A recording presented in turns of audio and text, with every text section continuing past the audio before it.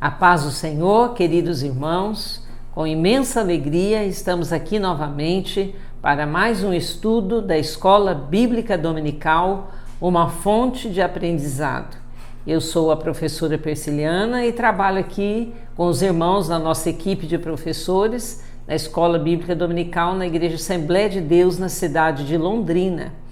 Irmãos, pasmem todos nós, né? Já estamos no último trimestre desse ano de 2023. Como a gente sempre diz, quem não vem para a escola dominical está perdendo, porque o trimestre passado tivemos aulas assim muito boas, assuntos extremamente atuais que nos orientaram, trouxeram orientações, tiraram dúvidas e foi um trimestre poderoso em termos de ensinamento, foi muito proveitoso.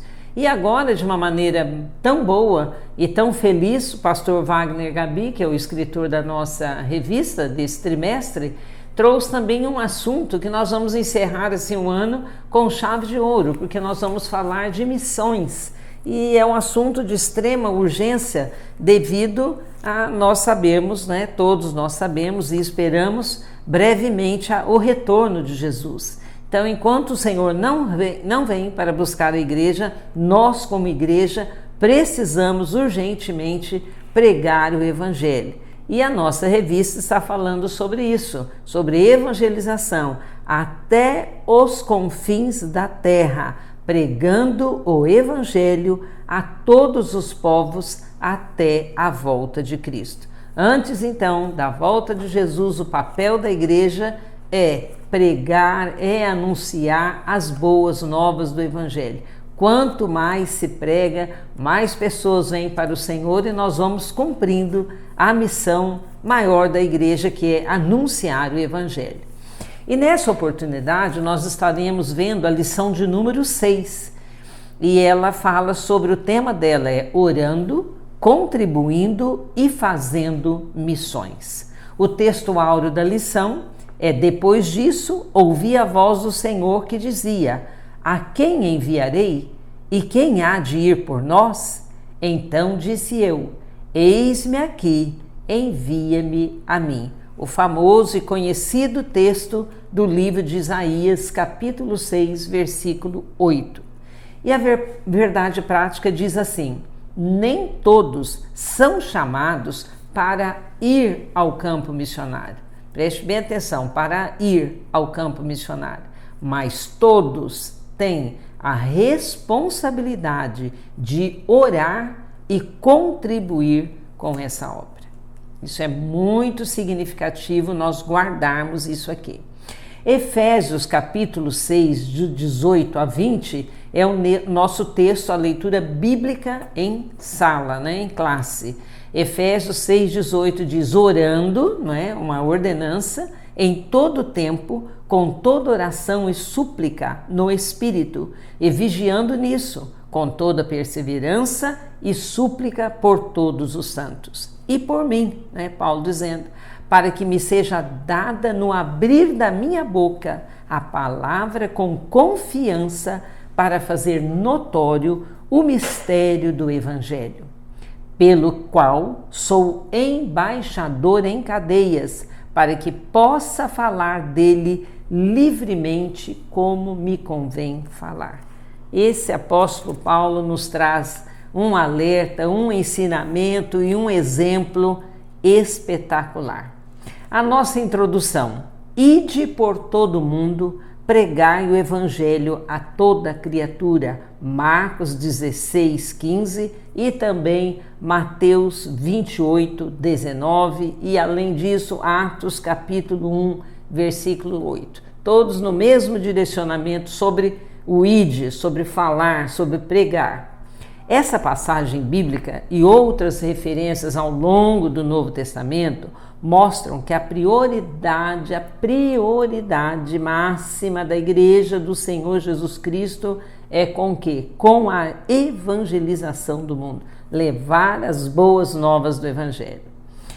Esse compromisso com o chamado à evangelização mundial exige 3 ações distintas. Ele coloca isso muito destacado aqui: orar, contribuir e ir exercer esse chamado. Assim, estudaremos essas 3 atitudes, essas 3 ações dentro do contexto, da necessidade missionária. Orando pela causa de missões. Então, esse é o nosso ponto número 1. A importância da oração na obra missionária. Então, eu coloquei aqui algo assim que eu achei bem interessante, porque quando se fala em oração, a gente fala, nossa, mas já sei tudo sobre oração, falar sobre oração, mas nós sabemos que tudo, na obra do Senhor, sem oração, não funciona. Nós queremos fazer as coisas à nossa maneira, como está na nossa cabeça, como se diz na gíria, na força do braço, não funciona. As coisas de Deus são diferentes. Então, eu coloquei assim, que me chamou muita atenção o nosso texto áureo, essa conhecida declaração de Isaías, se entregando sem restrição para que Deus o usasse. Eis-me aqui, envia-me a mim. Antes, dele ser usado, houve o quê? O preparo, nos versículos 6 e 7. O serafim vem, toca no lábio de Isaías e o purifica. Na realidade, quem purifica ali não foi o serafim, mas sim Deus. Então, Isaías se submete inteiramente ao serviço do Senhor. Primeiro teve o preparo espiritual. Eis-me aqui a prontidão. E quanto a nós?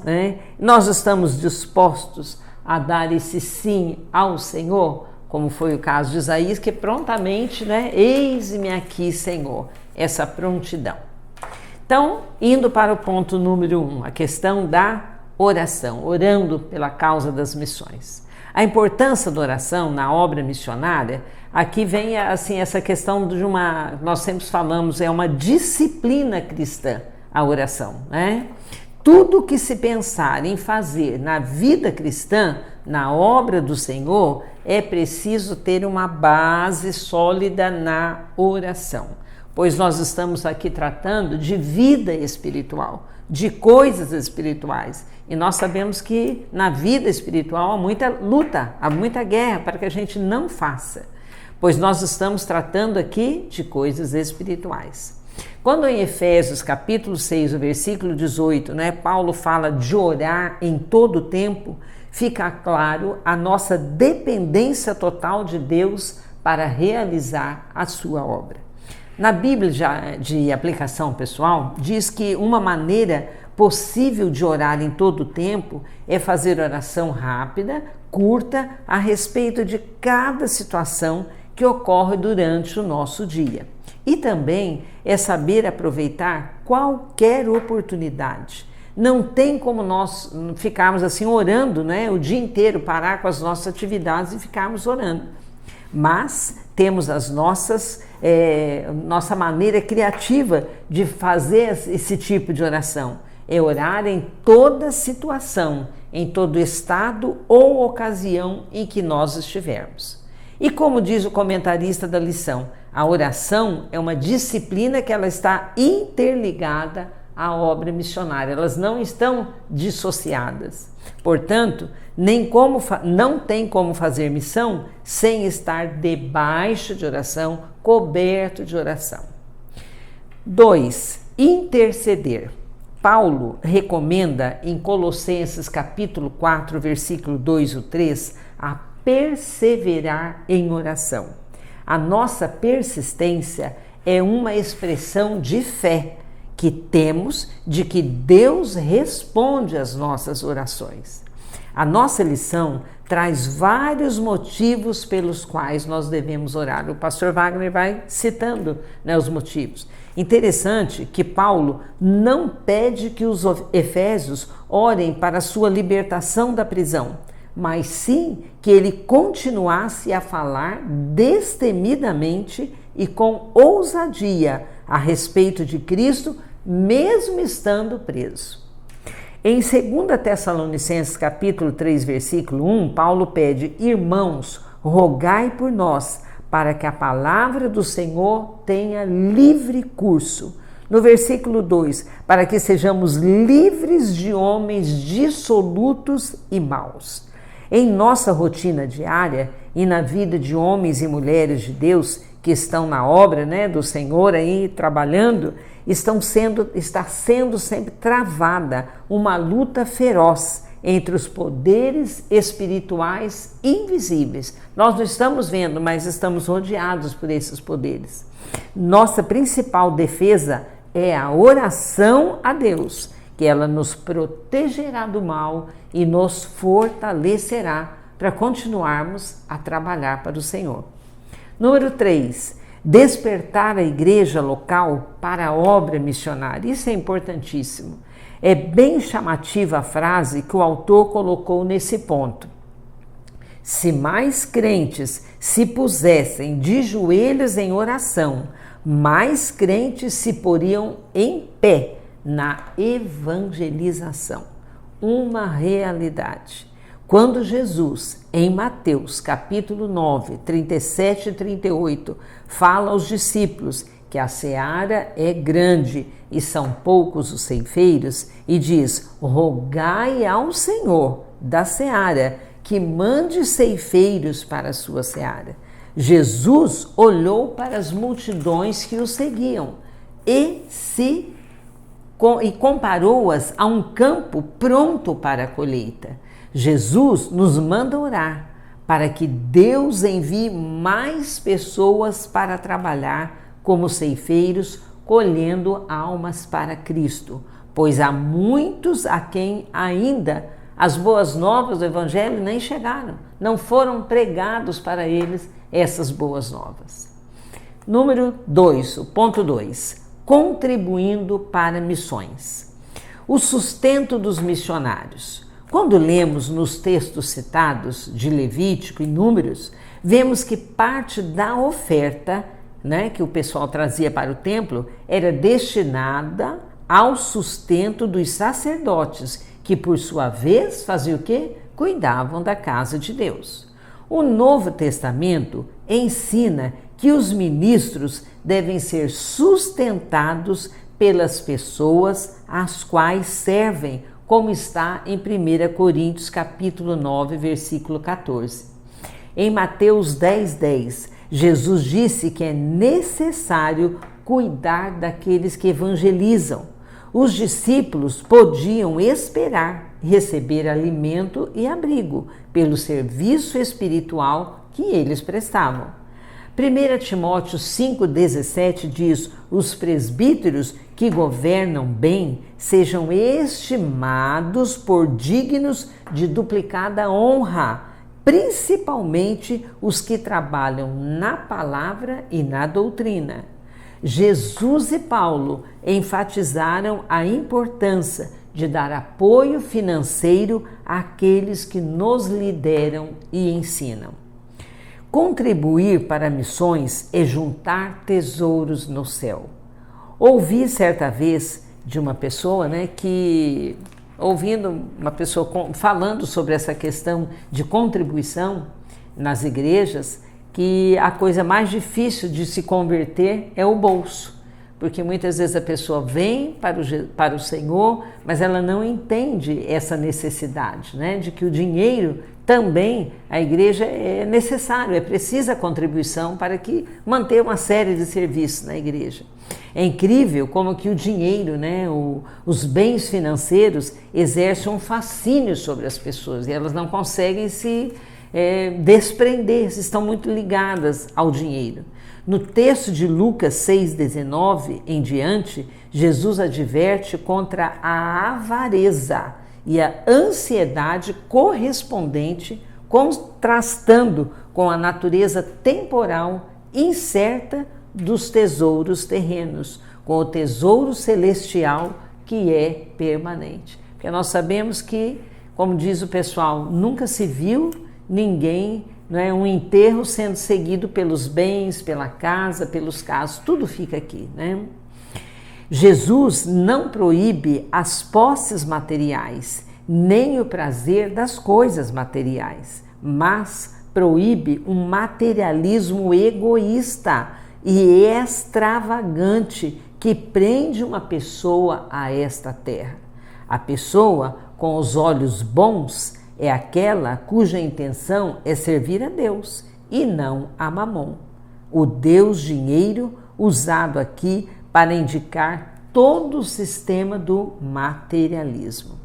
É maravilhoso poder contribuir com aqueles que partem para o campo missionário e saber que a sua contribuição, aquilo que você entrega, né, para a missão, para ajudar na obra, estará ajudando o quê? A tirar pessoas das trevas do pecado, da morte eterna e trazê-las para a luz de Cristo. Isso é tremendo, é uma alegria que não há dinheiro que pague essa alegria. Contribuir para missões é um privilégio. No item acima aqui, nós já falamos desse privilégio, dessa alegria. E no texto de Filipenses, capítulo 4, 14 a 20, mostra aqueles irmãos cooperando lá com Paulo enquanto ele estava preso. O que Paulo mais apreciou não foi, num certo sentido, a oferta deles como um montante de dinheiro em si, né, no verso 17, mas o espírito de amor e devoção com que eles contribuíam, com que eles tinham alegria em fazer aquilo, em se dar, em se doar. Naquela época, os presos eram, isso é muito interessante, eram responsáveis pelo seu próprio sustento dentro das prisões. Aqueles que não tivessem o apoio de familiares, de amigos, dos irmãos, estavam sujeitos a morrer lá de fome ou por enfermidades, se no caso ele contraísse, né? Tinha muita lepra naquela época, pois os cuidados médicos não eram oferecidos nas prisões como nós temos hoje. Eu creio que muitos de vocês, assim como eu, já aconteceu, né, tem acontecido comigo, algumas vezes de repente você é tocado, né, num culto missionário, uma situação, a você ofertar, né, de repente você nem veio preparado para aquilo, mas algum missionário você vista aquela necessidade e aquele dinheiro que você dá naquele momento nunca te fez falta, pelo contrário, te trouxe uma alegria indizível. A chamada para ir. Deus quer usar cada crente. Esse tópico vem falar sobre a disposição para a prontidão para realizar esse ide de Jesus. E o autor da revista coloca uma lista enorme de lugares, de órgãos, de grupos onde nós podemos contribuir. Podemos e devemos contribuir. Basta observar os arredores das nossas cidades. Recentemente aqui em nossa igreja, nós tivemos uma oficina, um trabalho assim bem interessante, falando sobre os povos não alcançados, grupos, né, de pessoas, ciganos, moradores de ruas, os refugiados, os ribeirinhos, os indígenas, os quilombolas e tantos outros grupos que estão aí para serem evangelizados. E a nossa revista deixa claro, Deus não vai mandar anjos para executar esse trabalho. Isso está lá em Hebreus, capítulo 2, versículo 16. Ele vai usar quem? Vai usar você e vai usar a mim. Basta o quê? Nós nos dispormos para fazer isso.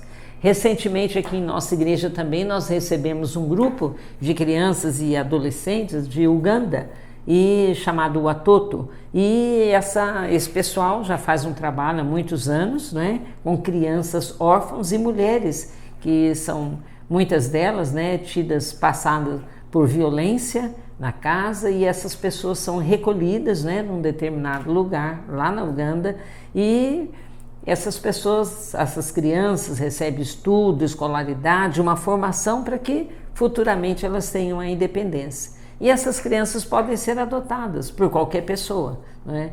Então, é uma maneira também de contribuir, um trabalho maravilhoso, que eu sei que muita gente deve conhecer esse trabalho. A chamada missionária, como está em nossa verdade prática, nem todos são chamados para ir ao campo missionário, mas de certa forma, todos nós somos o quê? Convocados para orar e para contribuir. E também essa é sem dúvida uma maneira de nós estarmos lá presentes no campo missionário, desde que a sua contribuição chegue lá e a sua oração também. Nossa revista cita vários servos de Deus né, que Deus chamou e preparou para o campo missionário. E cada um recebeu uma missão específica para o momento específico em que ele estava vivendo. Em Mateus 4, 18 a 22, quando Jesus chama os futuros discípulos, disse-lhes que deixariam o quê? De ser pescadores de peixes, e agora eles passariam a ser o quê? A pescar pessoas, pescadores de homens, ajudando-as a se encontrar com Deus. Número 3, caráter e testemunho na obra missionária. Essa questão aqui do caráter é imprescindível. Sem a seriedade, sem a correção, sem a coerência em se fazer tudo segundo o padrão bíblico, não tem como realizar nada na obra missionária. Então fica claro em Mateus capítulo 5, de 13 a 16, a nossa responsabilidade para com o mundo. Se um tempero não tiver sabor, não fará a diferença no alimento. Se os cristãos não fizerem um esforço para influenciar o mundo ao seu redor, serão de pouco valor para Deus. Os valores cristãos não devem ser misturados com o mundo, com os mundanos. O tempero na comida ressalta o valor, o sabor da mesma. É a diferença que se faz. 4. O perfil do vocacionado. Aqui se trata de características próprias, específicas para se trabalhar na obra missionária. Sem a observância delas, dificilmente alguém poderá ir avante nesse objetivo. Temos visto muitas pessoas que se empolgaram, até foram para o campo, mas depois de um certo tempo, né, passou aquela empolgação e elas retornaram cabisbaixas, chateadas e sem nenhum sucesso. Por quê? Não havia realmente um chamado, né? A gente já viu várias pessoas que aconteceu isso. Depois de um certo tempo, desistem da obra missionária. O fardo era muito grande, era pesado e elas não conseguiram ir adiante. Realmente não eram chamadas, comissionadas para tal obra. Chamados específicos, como foi do apóstolo Paulo, ali no capítulo 9 de Atos, que não deixa dúvida alguma.